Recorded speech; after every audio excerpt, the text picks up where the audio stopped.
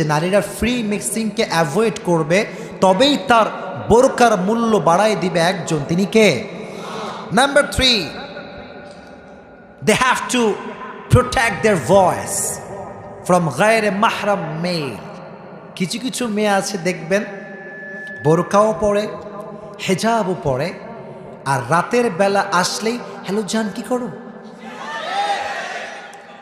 আছে না নাই? কিন্তু সেই মেয়েটা কিন্তু খুব ভালো, বোরকাও পরে, হাত মোজাও পরে, কিন্তু রাত আসলে হ্যালো হ্যালো জান জান করে। এই বোরকায় কোনো দাম আল্লাহর কাছে আছে?